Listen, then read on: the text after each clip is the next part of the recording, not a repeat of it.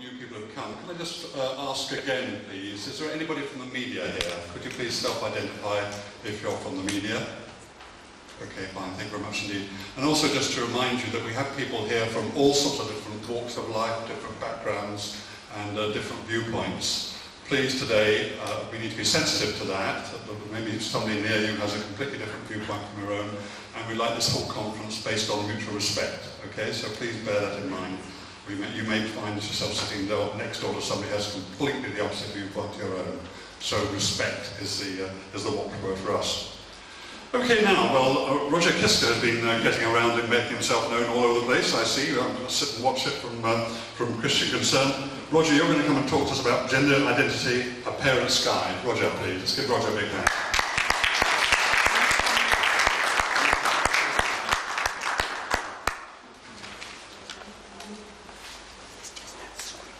Well, good morning. It's really good to be here. As the lawyer in the group, I have to start with a disclaimer. I had a wisdom tooth unexpectedly taken out today, or not today, a few days ago, and I've taken the pain medication and it's slowly settling in. So if I start speaking gibberish, it's okay to laugh because tomorrow I probably won't remember anything anyway. But I'm here a little late, a little out of breath, but incredibly happy to be here to talk about this very important subject. Nigel and Sally Rowe are Christian parents who hold and wish to instill in their children a biblically centered belief that human beings are created male and female. Beliefs that would include Genesis 1:27, where Scripture says, "So God created man in his own image, in the image of God, he created him, male and female, he created him." Or Matthew 19:4, where Christ says, "Have you not read that he who created them from the beginning made them male and female?" In seeking to raise their children in accordance with their Christian faith, they decided to send their two boys to a Church of England school on the Isle of Wight.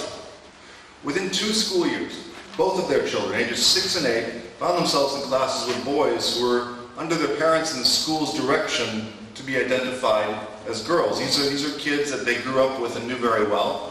So this was a shock to them and quite confusing. So because of the confusion and the discomfort suffered by their oldest son, he was removed from the school and home educated since 2 years ago. Nigel and Sally were devoted to the school, of course more so devoted to their child remaining in the school, and they attempted to work things out with the school because this was an emerging thing. Gender-affirming policies were just coming out in school. We have to remember this was 2 years ago. So they sent a letter to the school asking what anti-bullying policies, asking what policies were in place regarding these issues. And they got a surprising letter in return. That letter, which was written basically by the diocese and given to the school, said that anyone who could not believe that these children were in fact girls or refused to use female pronouns would be viewed by the school as being transphobic. The school also announced the intention to educate children and parents alike about gender identity, whether they liked it or not, because they felt that was their Christian duty. All of this was couched in Christian terms. Now the result has been that Nigel and Sally have been home educating both children now. Litigation is imminent. We have one of our experts here in the audience who will be speaking to you later on. He's a brilliant speaker, Dr. Van Meter, and I look forward to that. Similarly, the Christian Legal Center is supporting Joshua Sutcliffe, a maths teacher who was sacked from his job for misgendering a student. I believe it was the first instance in the UK where such a thing happened. Now, precisely stated, he was speaking to a group of biologically female students who had answered a maths question correctly. One of the students had wished to be identified as a girl. Joshua simply said, "Well done, girls." He sought to affirm the students in solving the math problem correctly. The result was he was fired for misgendering, even though he had deeply held Christian beliefs about gender, and even though he didn't even intend to cause offense. But this is how dangerous these laws and how subjective these laws are getting. Intent doesn't even matter. Now, it's not the hard law yet, but we're seeing it in the employment sphere, certainly. And most recently, as reported in the Daily Mail, the Christian Legal Center is supporting Reverend John Parker and another governor in yet another Church of England school, which had a similar situation of a young boy wanting to go to school as a girl. The school refused to tell any of the parents beforehand that this was happening and wanted the boy to come out to the other children before any of the other parents knew. A true assault on parental rights and a breach of a statutory obligation to inform the parents. Reverend Parker stood up strong and for a long time and eventually resigned his position, as did the other governor. That school brought in mermaids to train the teachers and the governors as well. Now during that training session, the governors were told that if you didn't use the desired pronoun, if you didn't recognize that these children were in fact the opposite sex, if you outed them to other parents, simply performed your statutory obligation to respect the right of other parents, you were committing a hate crime. They said it was illegal to not allow boys to identify as girls, to change in girls' change rooms and use girls' toilet facilities, and they closed the presentation by saying, whether you like it or not, you are now a mermaid. What? Yeah. 97. 97 is the number of children in the United Kingdom in 2009 who were referred to gender identity clinics. That is 1 year before the Equality Act took force. 2,519. That's the number of children who were referred to identity clinics just last year. That's a stunning figure. How do we get from 97 in 1 year to 2,519 in 1 year in such a short span of time? The answer is that this is nothing short of a national safeguarding scandal. Now, a major part of the problem is that no one really knows what gender reassignment is and how it's defined in the Equality Act. So it's surely not helpful that local authorities, Ofsted, the Department of Education, and some head teachers have been very active in telling us what they think it means in very absolutist and often threatening terms, but with vague and more often than not non-existent references to actual law. So what I mean to say is that no one knows, at least from a legal perspective, what gender reassignment means, and there's a great deal of confusion of when that protected characteristic in the Equality Act actually attaches. So I use the term gender reassignment because this is the term used in English law. It's not gender identity. It's not any of those other terms. It is gender reassignment. And that specifically references that there should be some change of physiology. So the Equality Act 2010, which is the act that everyone's relying on to put these gender-affirming policies in the schools, defines it thus, and I quote it directly here for you. A person has the protected characteristic of gender reassignment if the person is proposing to undergo, is undergoing, or has undergone a process or part of a process for the purpose of reassigning the person's sex by changing physiological or other attributes of sex. So the Act neither defines what is meant by the term process envisioned or the proposal to undergo gender reassignment. Now, no binding case law whatsoever exists that applies such an expansive definition of what is meant by proposal to undergo gender reassignment as to include young children. A young child being gender confused and at times exhibiting behavior which differs from societal stereotypes of what boys and girls are like is not the same. It is not the same as a proposal to undergo gender reassignment. Nor can children, particularly those of a younger age, in accordance with the UK's domestic law and its obligations to the United Nations Convention on the Rights of the Child, particularly Article 12 of the Convention, be deemed to have the mental capacity or the maturity to make a decision which has such lifelong and lasting effects, physiologically, psychologically, mentally. So the Convention in Article 3.1 dictates that any action taken in relation to a child, whether by a public or social welfare body, must be in the best interests of the child. That is the standard.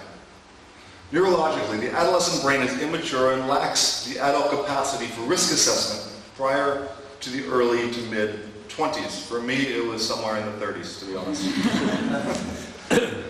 That's the pain medication talking. This This is a well-established scientific fact. Public policy should be dictated by fact, not by nebulous concepts of tolerance or political correctness. What is happening with the proliferation of transgender-affirming policies is an assault on informed consent. Parents and even children themselves are being allowed to dictate their own diagnoses to what otherwise may be serious mental health issues or more likely to say passing childhood phase. Now, gender identity and gender reassignment, as I mentioned, are not synonymous. A very strict legal process is required to obtain a gender recognition certificate pursuant to the Gender Recognition Act of 2004. The applicant seeking legal recognition of their gender reassignment must be 18 years of age. That's very important. They must be 18 years of age. That automatically excludes anyone of school age. And must have lived in the acquired gender for more than a period of 2 years, ending with the date of the application. Evidence of gender dysphoria is also required, provided either by a medical practitioner practicing in the field of gender dysphoria or a chartered psychologist of the field. So the gender-affirming policies we have in our schools today require no medical evidence whatsoever for a child to transition. And transitioning is not transitioning, it just means using a different name and coming in a different dress. It's not transitioning, and it doesn't have any legal protection in the law. At least that's what we're hoping when we bring this matter before the courts imminently. So after all of this, after the 2 years of living out the gender, the life of a different gender, proving gender dysphoria, you still have to go before a gender recognition panel who determines, based on the evidence, whether you shall receive the certificate and whether the evidence shown is sufficient.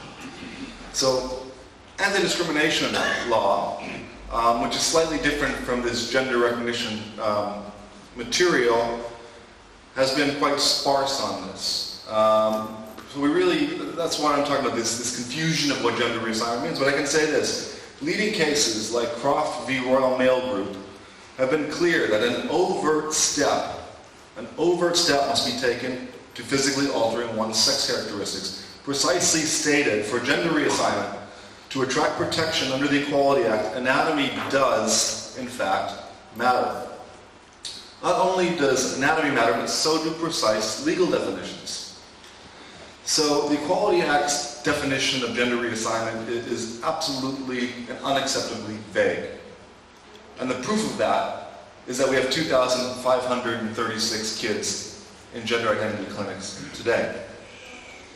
Nonetheless, I think it's very clear that the only way we could be defining gender reassignment is to look at the plain meaning of the statute, to read it in light of the only other statute on the issue, which is the Gender Recognition Act, and to read it in light of the case law, like Croft, where it says anatomy matters. So the more subjective we define what we mean by gender reassignment, the more dangerous it becomes. So by analogy to another protected characteristic under the Equality Act, that being religion or belief, the House of Lords ruled that for legal protection to attach, the individual claiming that protected characteristic of religion or belief must have serious and cogent beliefs. So they have to believe the matter in their heart, and they have to understand what they're talking about to be protected under religion or belief. So when we begin talking about gender reassignment in children, a path which increasingly leads to suppression of puberty and taking harmful hormones, I would suggest that it's absolutely ludicrous to claim that a child fully incapable of having serious and cogent beliefs about their gender identity can be deemed gender reassigned. So the question arises as to how does this false and overly broad reading of what gender reassignment means affect parental rights? How does it affect the rights of school employees, governors, and other students? And the answer is simple. Manifestation of gender reassignment is defined so liberally is pervasive of everyday life in a way that other protected characteristics aren't. A person who wishes to manifest a different gender may seek to be known by a different name, use different pronouns, seek different toileting and changing facilities, or to use the same toilet and changing facilities as those of their so-called acquired gender. They may request the use of gender-neutral uniforms or be able to dress in the uniform of their acquired gender. This is a manifestation that is very public, obviously, and pervades the everyday life and activities of the school community. The manifestation of gender reassignment in the structures, routines, and interactions of everyday school life is also invasive of thought, conscience, and religion, which is a right protected under the Human Rights Act as well as the Equality Act. The request to be known by different names or the use of different pronouns or use of shared changing facilities, for example, requires others to repeatedly, even perpetually, acquiesce in the denial of what they hold to be a central tenet of their religion or belief, namely that belief that sex is God-given and manifests biologically at conception and that it cannot and should not be subverted. As well as being pervasive and invasive of everyday school life, manifestation of gender reassignment is likely to persist for a significant period of time. So the fact that students may get used to it over time does not diminish the depth of the challenge that it represents to fundamental Christian belief about the right ordering of the world. The challenge cannot be limited to the initial manifestation, even if some get used to it after a period of initial shock. If anything, the persistent nature of the manifestation is an even greater challenge, since there is a greater chance of routine and largely unnoticed challenge to Christian belief, the moral signaling of practices that are permitted by authority structures. And that's an important aspect, that this is being done through authority figures. And little children listen to authority figures. So what does the law say about parental rights on this issue? What does it say to Mermaid's claim that outing someone is a hate crime? Protocol 1, Article 2 of the European Convention of Human Rights, which was transposed into our domestic law through the Human Rights Act, states, and I quote, "In the exercise of any functions which it assumes in relation to education and to teaching, the state shall respect the right of parents to ensure such education and teaching in conformity with their own religious and philosophical convictions. It is therefore a legal requirement that schools in the United Kingdom respect and neither undermine or interfere with the ability of parents to raise their children in accordance with their own religious and philosophical worldview." In fact, this is a requirement that binds all 47 Council of Europe member states. This same requirement, this nearly identical language, has also been ratified by the United Kingdom in no less than 5 other international treaties. Among them, the Convention Against Discrimination in Education, the International Covenant on Economic, Cultural, and Social Rights, the Declaration of Human Rights, the International Covenant on Civil and Political Rights, and the Convention on the Rights of the Child. So it is important, it is incredibly important to dispel the myth that a gender-confused child's perceived rights are more important than everyone else's. When schools implement gender-affirming policies, they create a clash of competing rights among various rights holders, including other pupils, their parents, and school staff. So while it is true that Article 8 of the European Convention of Human Rights, read into our domestic law, as I said, by the Human Rights Act, protects gender reassignment. It is also true that Article 8 is not an absolute right, and can be limited when compelling and proportionate reasons exist for doing so. So the text of Article 8 and its corresponding case law lists several grounds on which the expression of gender identity can be limited. Those include protecting the health and morals of other students, as well as those of the child in question, who often need pastoral care rather than affirmation in their gender confusion. The court has also held that protecting the rights of others, such as those of parents, other school staff, governors, is legitimate grounds for limiting Article 8 and the rights of any child.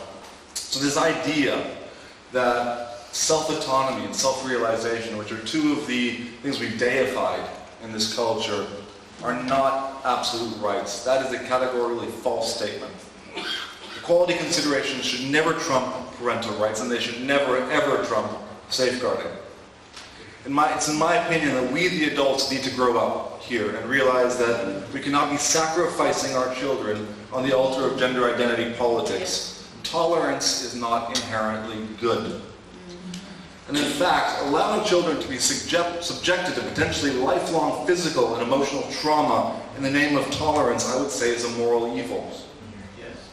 I bring up the issue of morality because one of the aspects of this that is perhaps most disappointing in the United Kingdom has been the approach of the Church of England. Yes. Now, as you're already aware, it was the Church of England where Nigel and Sally had their problems with the transgender agenda. It was a Church of England school that Reverend John Parker left very recently, and we've got other cases that we don't have in the media right now or in the public sphere, which are Church of England cases. Now, unfortunately, the problem is more endemic than just a few isolated schools. The Church of England have drafted guidelines called Valuing All God's Children, which purports to be its guidelines for tackling homophobic and transgender bullying. Now, that document completely sells out the church to today's culture rather than standing up for biblical and biological truths. That document, sadly enough, cites Stonewall, the UK's leading LGBT campaign organization, more than it does the Bible. The tragic reality is that transgender-affirming policies, such as those being relied upon by the Church of England, can lead to the unnatural persistence of gender confusion, where it otherwise would have subsided, but for reinforcement of that confusion by authority figures such as teachers, parents, and fellow students.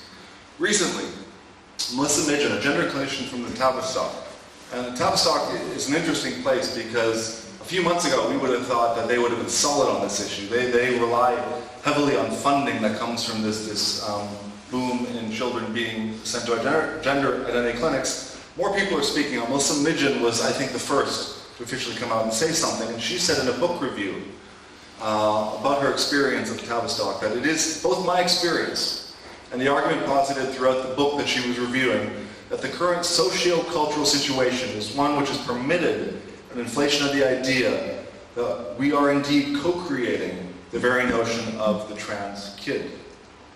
There's your answer. That's how we go from 97 to 2,500 plus. We are creating contagion in our schools.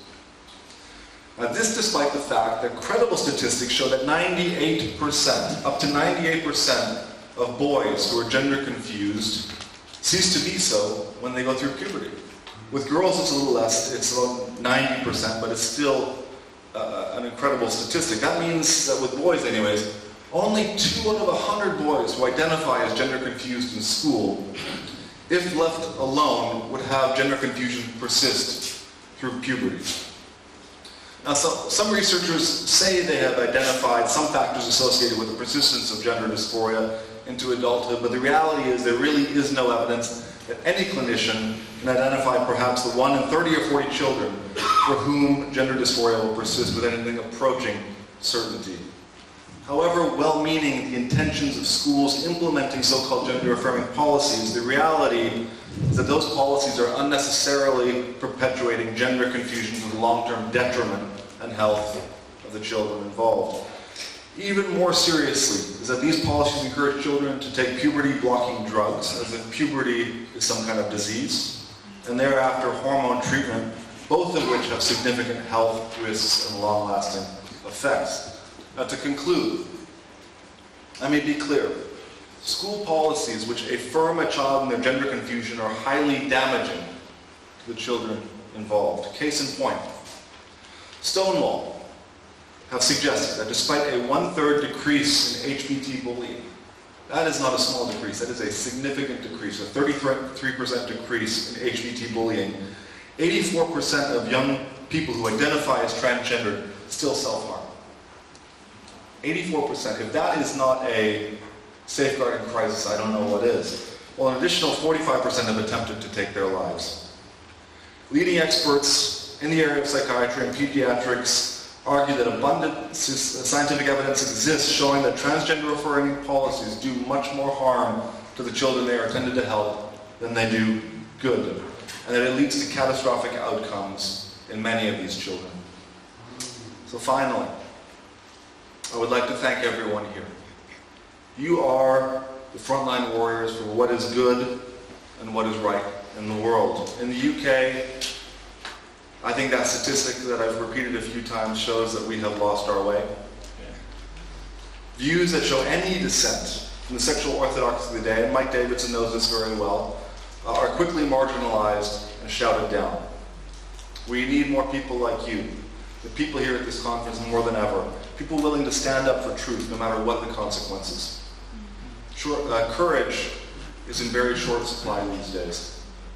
So I thank you for taking a brave stand. I thank you for all you do. The consequences of not taking a principled stand on this are dramatic. Already in the short time that this matter has been in vogue, countless children have been affected and will live with the long-term psychological, spiritual, emotional, and sometimes physical consequences of this agenda. It is for them, it is for our own children, and for the truth that we will continue to fight. Thank you.